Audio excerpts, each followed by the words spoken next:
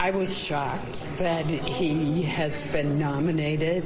If the nomination proceeds, I'm sure that there will be an extensive background check by the FBI and public hearings and a lot of questions.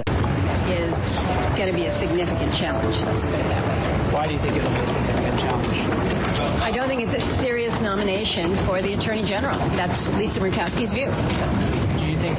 Yeah. More than a little surprised. Yeah, seems like that's the general vibe around here. Yeah. So, we'll handle it like any other nomination, and then we'll do our job as providing advice and consent and see how it goes. But I don't have any basis. Republican senators on Capitol Hill reacting to Donald Trump's most controversial cabinet pick so far. Republican Congressman Matt Gaetz of Florida to serve as Attorney General. If confirmed by the Senate, Gaetz would lead the department he has called to be eliminated, and that once investigated him for sex trafficking. We'll take a look at whether he would have enough GOP support to be confirmed and if Gaetz could still become Attorney General even without the votes. Also ahead, the latest reporting on Senate Republicans' choice for their new leader when they take the majority in the next Congress. How Republican Senator John Thune of South Dakota is planning on carrying out President-elect Trump's agenda. Plus, inside the Oval Office meeting yesterday between President Biden and President-elect Trump in an effort to signal a peaceful transfer of power. Donald, congratulations. Thank you. And looking forward to having like we said, smooth transition. Do everything we can to make sure you're accommodated, what you need. And we're going to get a chance to talk about some of that today. So good. Welcome. Thank you very much. And thank you very much. And politics is tough. And it's, in many cases, not a very nice world, but it is a nice world today. And I appreciate it very much. A transition that's so smooth, it'll be as smooth as it can get, and I very much appreciate that, Jim. You're welcome. Good morning and welcome to Morning Joe. We have a lot to get to this morning. A lot to get to. A busy day yesterday. Now, many of you have reached out to us since the election, and though many were disappointed by the results, you've let us know you appreciated our reporting and the reporting of those results in a calm and measured way. Yeah, we have been especially thankful for the kind words we've received from those who voted for President Trump. And we're going to continue our best efforts to be fair and objective in reporting on the incoming administration. Now, unfortunately, the next story does involve us personally a bit, but we still give you the facts while remaining objective. So here they are. President-elect Donald Trump has selected Republican Congressman Matt Gaetz of Florida to serve as Attorney General and lead the Department of Justice. If confirmed by the Senate, he would head the department he has in the past called to be shut down. I don't care if it takes every second of our time and every ounce of our energy. We either get this government back on our side or we defund and get rid of, abolish the FBI, CDC, ATF, DOJ, every last one of them if they do not come to heel.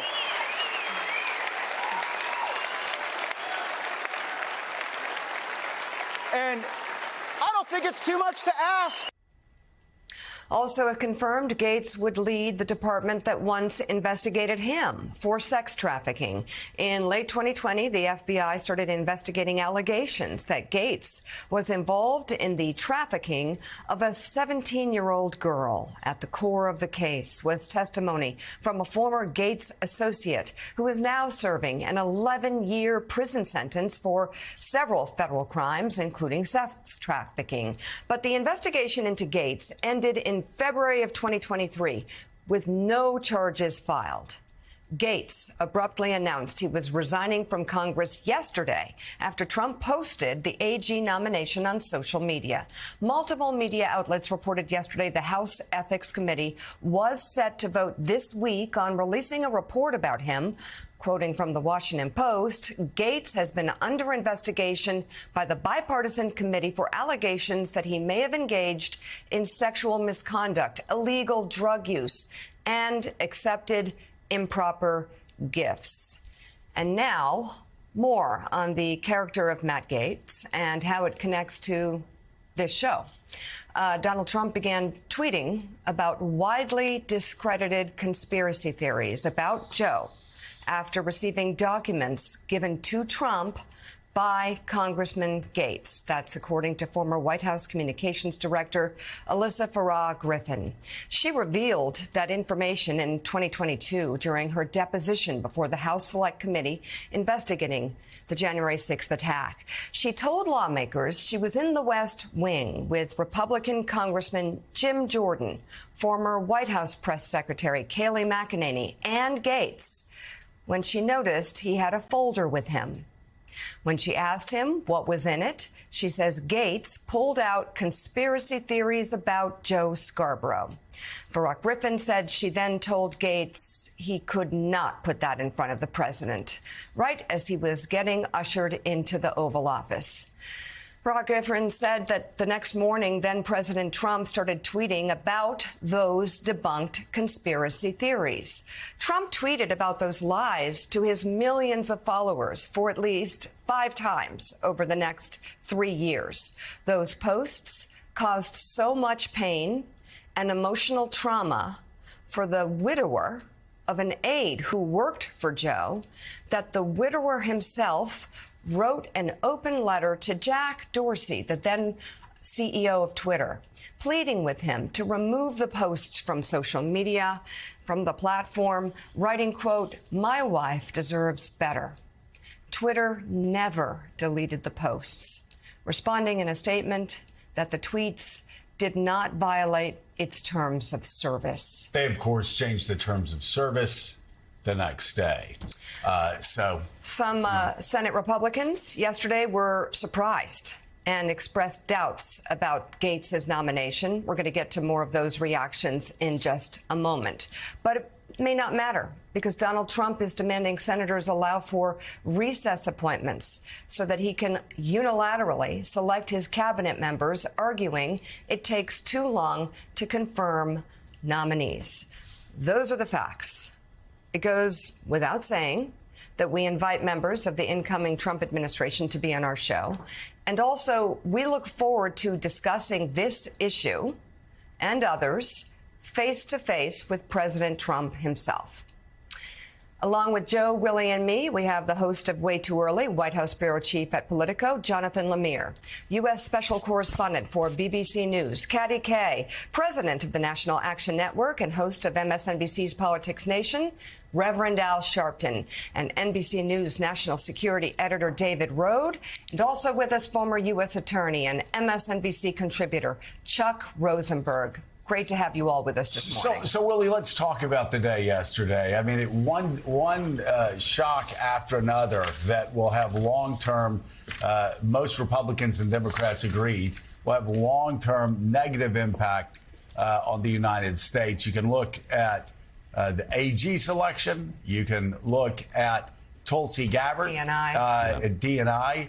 Which our allies have said just don't expect the sharing of any intel with the United States anymore because, of course, she is constantly spread disinformation from Putin. Also, of course, many people concerned about her relationship with Assad in Syria.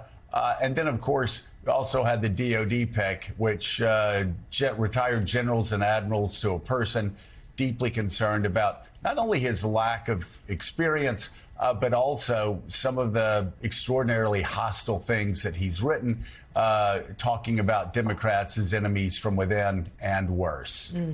Yeah, he wrote that in a book not that long ago. That's not an old thought for Pete Hegseth, the man that Donald Trump has nominated to be Secretary of Defense. But you're right, for every Marco Rubio at Secretary of State and John Thune winning yesterday to become the majority leader of the United States Senate, which most people in Washington said, OK, we can live with those choices. John Thune, a highly respected guy across party lines in the Senate. Along comes a Tulsi Gabbard, who, as you said, at best is sympathetic to Russia, and Syria.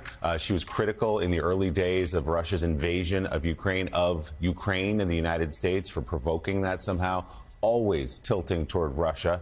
And the same, as you said, goes for Syria and Assad. She paid a visit to him not so long ago. So deep concerns about her directing our national intelligence. And then in Matt Gaetz, this is the one that shook not just Democrats, but Republicans. And we're going to play some of that reaction in just a moment from people who just utterly stunned, not, on the other hand, well-liked in the United States Congress, and not just by Democrats, but by his Republican colleagues as well. He's someone, like a lot of Republicans, who talked about the weaponization of the Justice Department, about lawfare that is using the legitimate institutions of the legal system to attack people personally. Here you have it, actually. A lot of that was invented, of course, but Matt Gaetz is chosen for the very reason that Donald Trump would tell you that he will go after Donald Trump's opponents, his perceived enemies as well. So, David Rohde, let's swing over to you for reaction. What you're hearing from sources across the Justice Department and people who have worked in our legal community for years. What are they saying? So yesterday I was actually in the Justice Department. It was before this announcement was made. And afterwards, there was sort of shock from people in the department. They were stunned by the choice, and it's a pattern of essentially Matt Gaetz, based on his past activity, will repeat a false narrative that fits Donald Trump's sort of personal political goals, and that's dangerous. We need institutions that sort of operate on facts. The power of the Justice Department is tremendous, and that's the concern here. People are not talking about mass resignations. People are talking about staying in the department and doing their jobs. They've worked for Republicans and Democrats, but it was a shock. There's calls for him not to be confirmed by the Senate, but it's this very dangerous rewriting of history and fact that appears that is what I believe will happen if he becomes Attorney General. Yeah, so Jonathan Lemire, one of the things I heard repeatedly yesterday after this shock came down, and this was from Republicans, was that he won't make it through, and that perhaps Donald Trump threw this out there and said, okay, I'll let you shoot down Matt Gaetz in the Senate, but you got to give me X, Y, and Z, sort of as a strategic. The problem with that, as Mika laid out, is if he does recess appointments and he has a compliant Congress now, we know that, then it doesn't matter. There's no vote. Yeah, there's a lot of things at play here. First, you're right. It can't be overstated just how stunning this announcement was. It can't be overstated how disliked Matt Gaetz is across Capitol Hill, both parties. There is no sense that he is qualified for this position. We heard Republicans and Democrats alike voice real concerns that he would not be able to do this job. There is, look, Donald Trump, it almost feels like a dare. People, daring Republicans try to defy me. And yes, his initial picks were met with mostly acclaim from the GOP.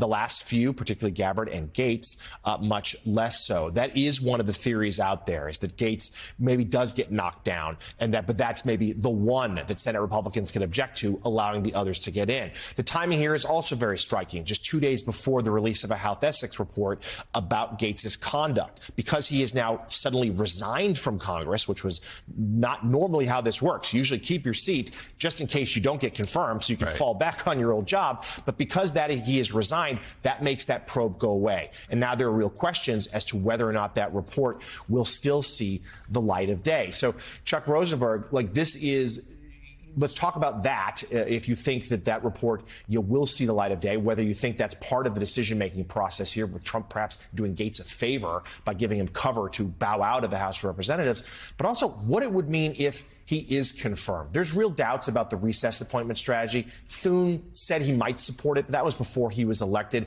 It would be sacrificing a lot of Senate power if they were to let Trump do this. But if Gaetz were to get in, what would that look like? Wouldn't look good, Jonathan. You just mentioned that he is unqualified to the office, and you're exactly right. Of course he is. But in a sense, everybody's unqualified to that office. The work of the Department of Justice is so deep and so broad and so complex. Nobody comes in knowing everything about tax or antitrust or civil rights or civil work or criminal work or everything from the Federal Bureau of Prisons to the Federal Bureau of Investigation. So it's not just that he's unqualified, Jonathan.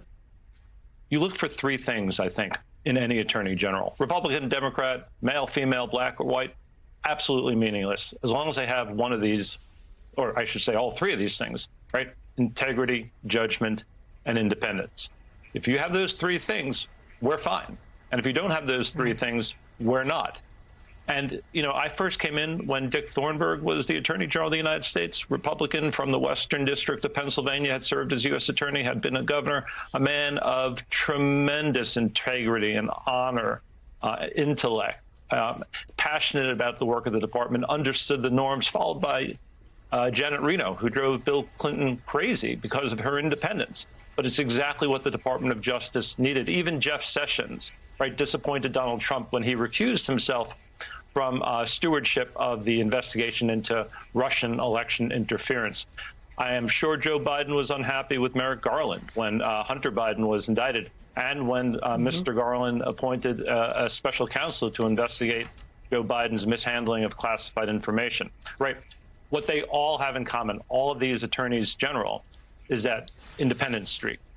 And with Matt Gaetz, you get not just somebody who is wholly unqualified to the substance of the work, but to somebody who lacks integrity, judgment, and independence. So what does it look like, Jonathan, if he becomes the Attorney General of the United States? It's a train wreck.